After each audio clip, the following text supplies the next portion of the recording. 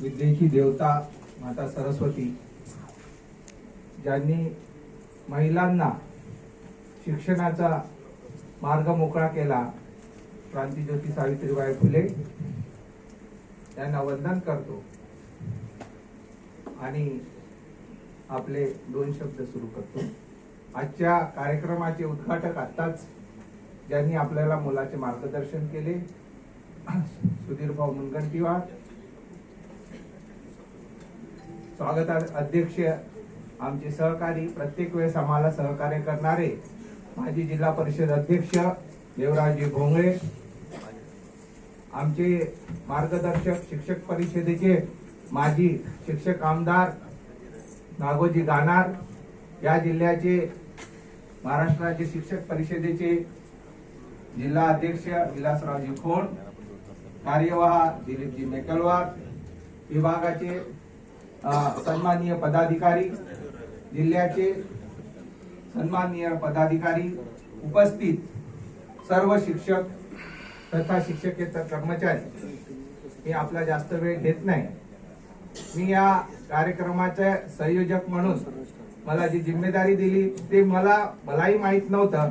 मी पत्रिकेत नाव वाचलं आणि जी जिम्मेदारी महाराष्ट्र राज्य शिक्षक परिषदेने मला दिली ती प्रामाणिकपणे पूर्ण करण्याचा प्रयत्न केला। आपल्या सगळ्यांच्या सहकार्याने प्रत्येक जी परिस्थिती होती ती पूर्ण करण्याचा मी प्रयत्न केला आणि काही त्रुटी असल्यास मला क्षमा करावी। माझ्याकडे संघटनेचं कॉन्व्हेंट विभागाचं काम आहे।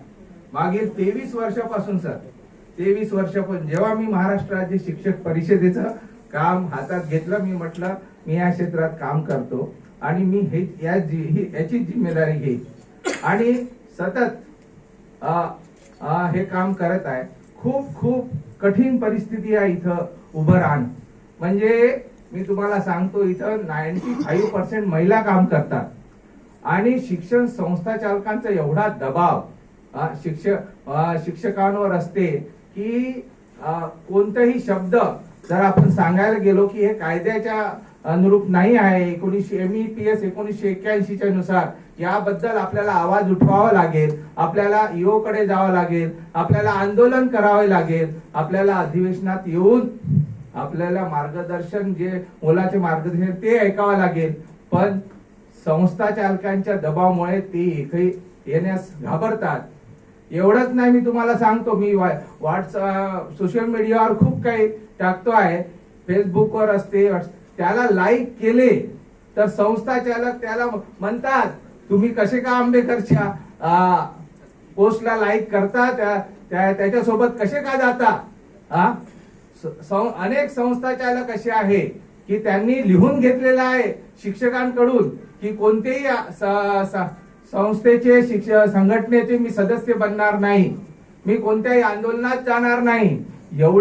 एवढी जबर धाक या कॉन्व्हेंट शाळेत आहे आणि या क्षेत्रात मी जे काम करत आहे ते महाराष्ट्र राज्य शिक्षक परिषदेचा एक सदस्य आणि माझे सहकारी जे आहेत त्यांच्या प्रयत्नातून, त्यांच्या पाठिंब्यातून हे काम करतोय।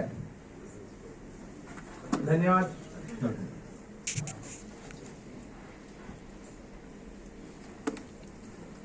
आपल्याला सांगायला अभिमान वाटते की महाराष्ट्र राज्य शिक्षक परिषदेच्या माध्यमातून आपण अनेक कार्य कॉन्व्हेंट शाळेतील शिक्षकांसाठी करत आहे। त्यात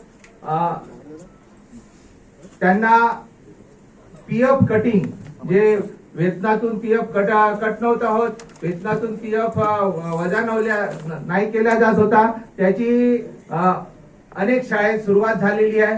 सेवानिवृत्त किंवा शाळा सोडून गेल्यानंतर ग्रॅच्युइटी अनेक शाळेत देत नव्हती, ती सुरुवात आता अनेक शाळेत तेही द्यायला सुरुवात झालेली आहे। वेतन वाढी संदर्भात आम्ही प्रत्येक वेळेस आंदोलने आणि माध्यमातून माझे सहकारी संजय उपाध्याय सर आणि भांडारकर सर हे अनेक आंदोलनात सहभागी झालेले आहे आणि त्या माध्यमातून ईओ वर दबाव आणून आणि शिक्षण क्षेत्रातल्या अधिकाऱ्यांवर दबाव आणून अनेक लेटर्स अनेक पत्र आपण शिक्षकांच्या, कॉन्व्हेंट शाळेतील शिक्षकांच्या समस्या सोडवण्यासाठी काढलेले आहे.